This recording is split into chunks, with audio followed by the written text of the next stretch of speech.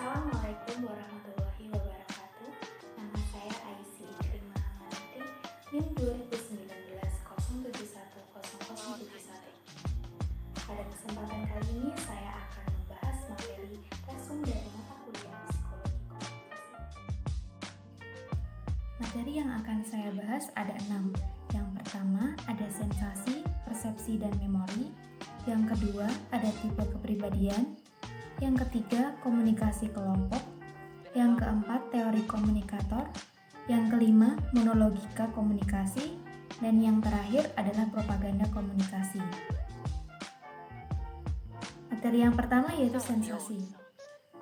Sensasi berasal dari kata sense, yang artinya alat penginderaan yang menghubungkan organisme dengan lingkungannya. Sensasi sendiri memiliki arti perasaan yang timbul akibat adanya stimulus suatu reseptor. Sensasi memiliki fungsi alat indera dalam menerima informasi dari lingkungan yang sangat penting. Melalui alat indera ini, manusia dapat memahami kualitas fisik lingkungannya. Bahkan lebih dari itu, melalui alat indera manusia memperoleh pengetahuan dan kemampuannya untuk berinteraksi di dunia ini. Sumber sensasi ada 2, yaitu eksteroseptor. Eksteroseptor adalah indera yang menerima informasi dari luar, misalnya telinga, mata, hidung, tangan. Yang selanjutnya ada interoseptor. Interoseptor adalah indera yang menerima informasi dari dalam, yaitu sistem peredaran darah, sindrom syaraf, sistem ekskresi, dan lain-lain. Yang selanjutnya adalah persepsi. Persepsi adalah proses memberi makna pada sensasi sehingga manusia memperoleh pengetahuan baru. Dengan kata lain, persepsi itu mengubah sensasi menjadi sebuah informasi. Jenis persepsi ada 2, positif dan negatif.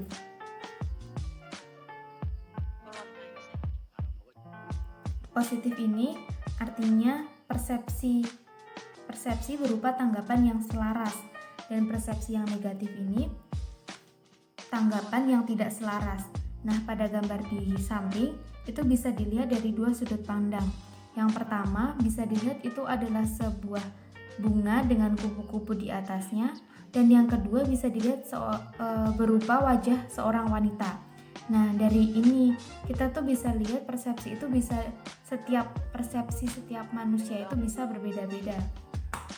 Proses persepsi ada 3. Yang pertama seleksi, yang kedua interpretasi, yang ketiga pembulatan berupa penarikan kesimpulan. Setelah proses persepsi tadi ada sifat persepsi. Sifat persepsi yang pertama yaitu selektif, yang kedua dugaan, yang ketiga evaluatif. Evaluatif ini tidak selalu mutlak, ada perbedaan setiap individu. Yang keempat kontekstual. Kontekstual itu perbedaan pemaknaan dalam suatu konteks. Kemudian faktor yang mempengaruhi ada faktor internal dan eksternal. Faktor internal itu berasal dari jasmani dan psikologis, dan faktor eksternalnya berasal dari lingkungan dan situasi. Selanjutnya ada memori. Memori adalah sistem yang berstruktur yang menyebabkan organisme sanggup merekam fakta dan menggunakan pengetahuannya untuk membimbing perilakunya. Proses memori ada 3. Yang pertama, perekaman. Perekaman atau encoding ini artinya pencatatan informasi melalui reseptor indera dan syaraf internal. Di tahap ini ada 2 cara, yaitu sengaja dan tidak sengaja.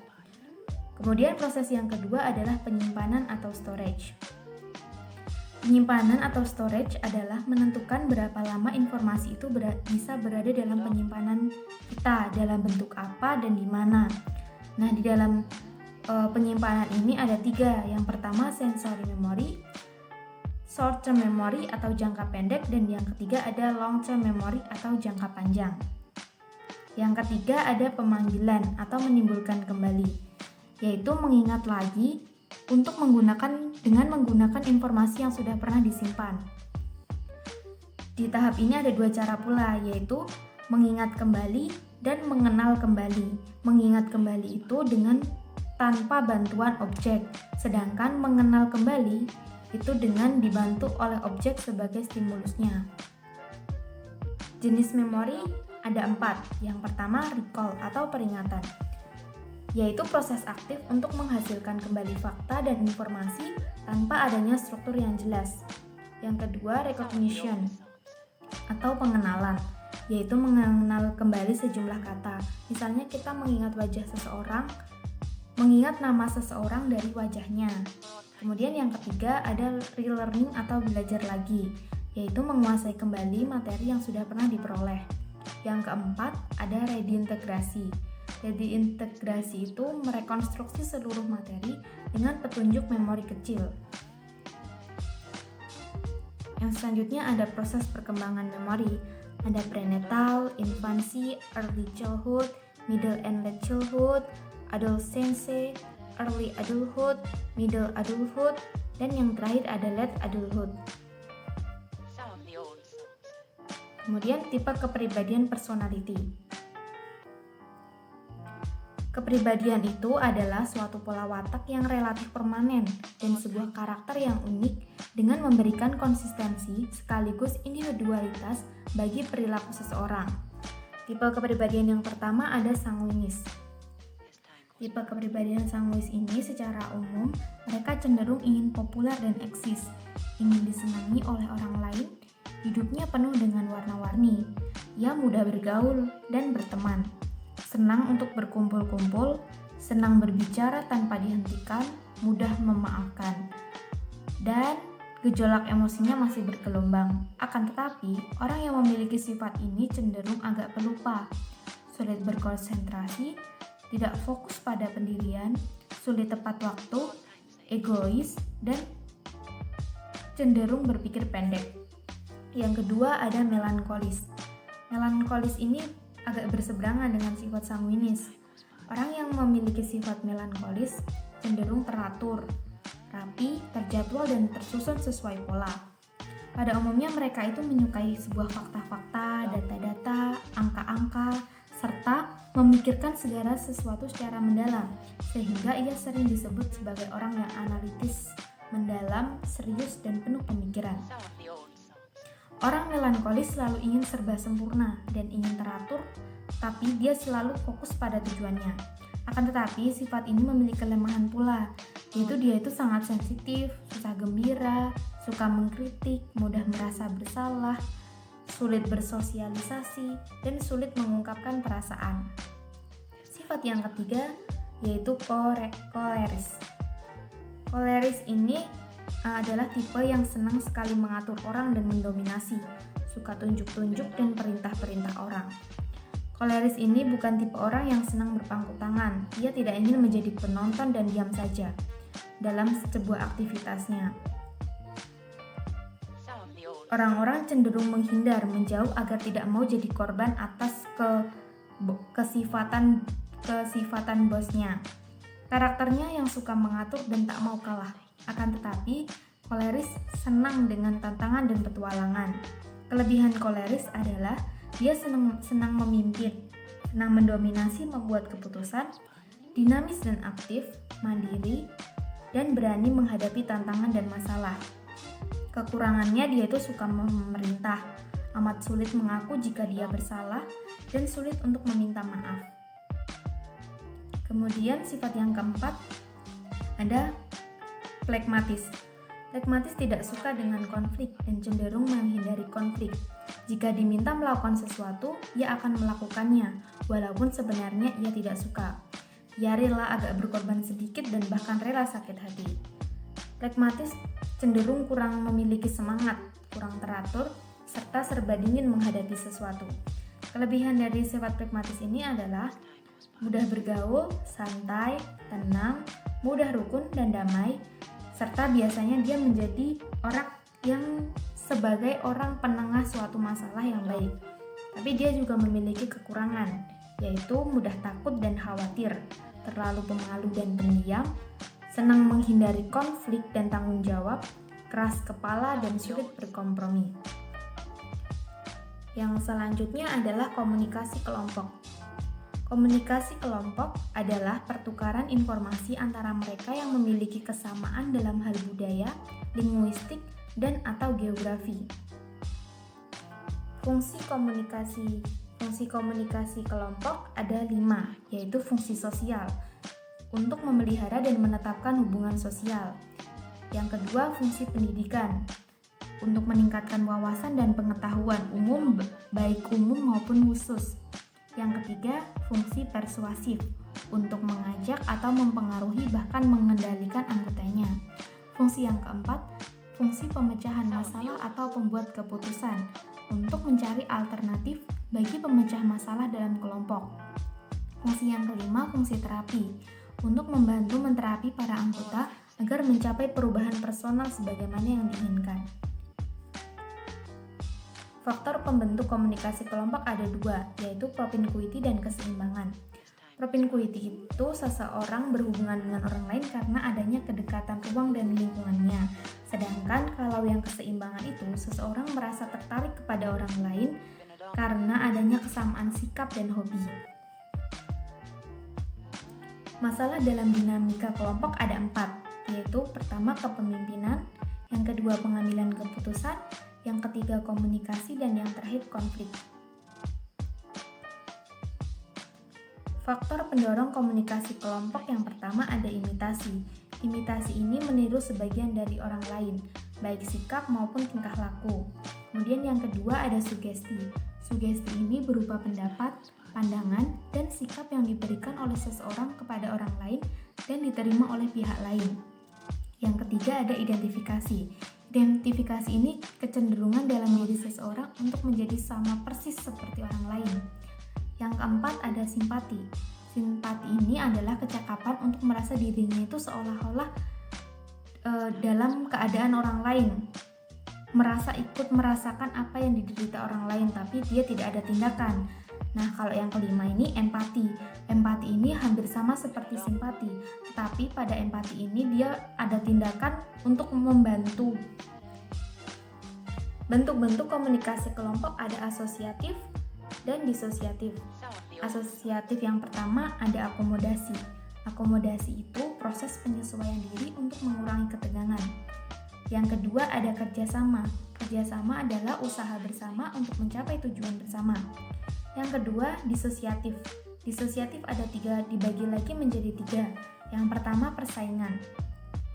Persaingan adalah proses sosial ketika terdapat 2 pihak atau lebih saling berlomba melakukan sesuatu untuk mencapai kemenangan tertentu. Yang kedua kontravensi. Kontravensi ini sikap menentang dengan tersembunyi agar tidak terjadi perselisihan atau konflik secara terbuka. Yang terakhir ada konflik. Konflik ini suatu proses interaksi yang terjadi akibat adanya ketidaksesuaian antara 2 pendapat yang berpengaruh. Baik pihak yang terlibat itu positif maupun negatif. Yang selanjutnya ada teori komunikator. Teori komunikator yang pertama adalah teori Cognition and Information Processing. Teori kognitif ini pada hakikatnya teori yang menjelaskan berhubungan dengan kemampuan manusia dalam memahami berbagai pengalamannya, sehingga bermakna bagi orang tersebut. Kognitif sendiri adalah proses yang terjadi secara internal di dalam pusat susunan syaraf pada saat manusia sedang berpikir. Teori ini lebih menekankan pada struktur ingatan dan pengetahuan terhadap proses penerimaan, penyimpanan, bahkan sampai pemanggilan kembali. Baru setelah sampai pada pemanggilan kembali itu, baru masuk ke proses pengolahan informasi.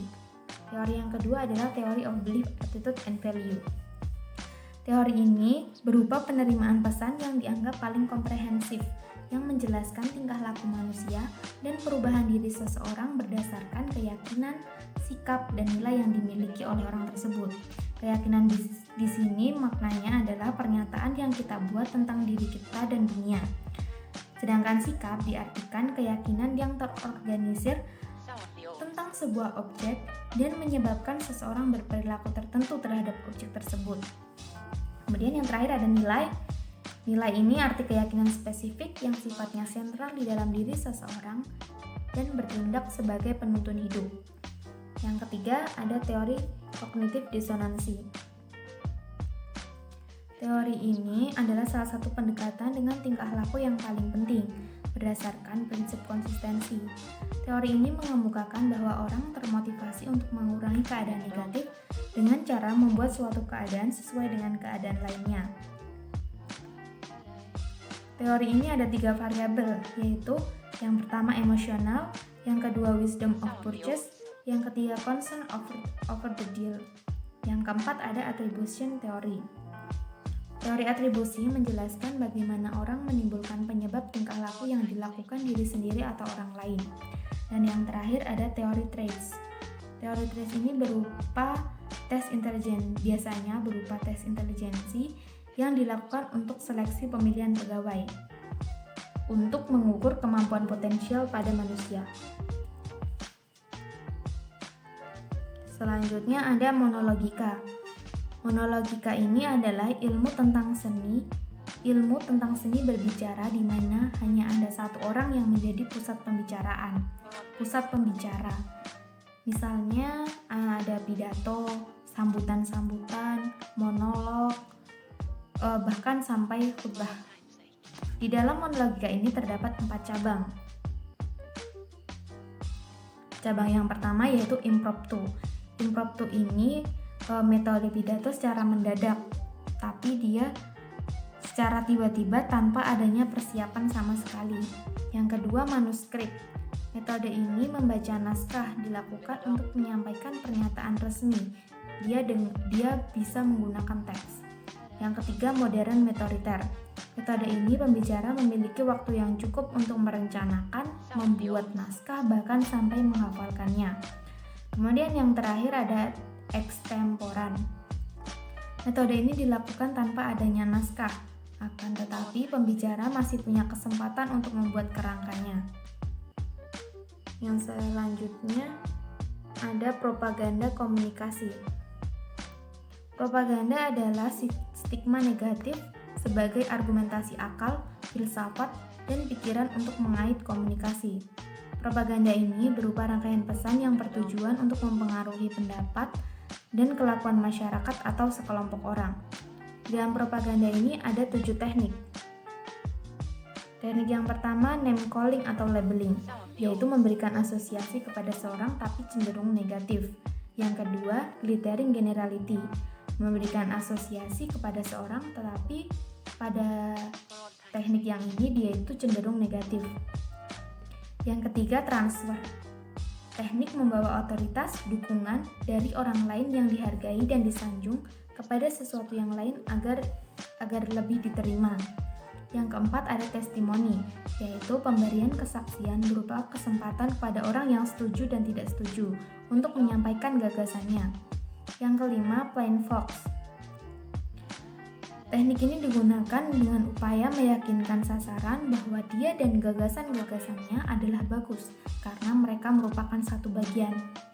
Yang keenam ada card stacking. Teknik ini memilih argumen untuk bukti yang mendukung sebuah posisi dan mengabaikan hal-hal yang mendukung posisi tersebut. Dan yang terakhir ada bandwagon. Teknik ini digunakan untuk meyakinkan sasaran bahwa semua anggota suatu kelompok menerima programnya. Oleh karena itu, sasaran harus mengikuti kelompok dan segera menggabungkan diri.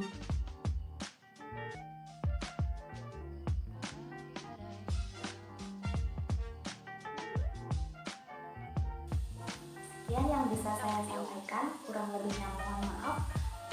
Wassalamualaikum warahmatullahi wabarakatuh.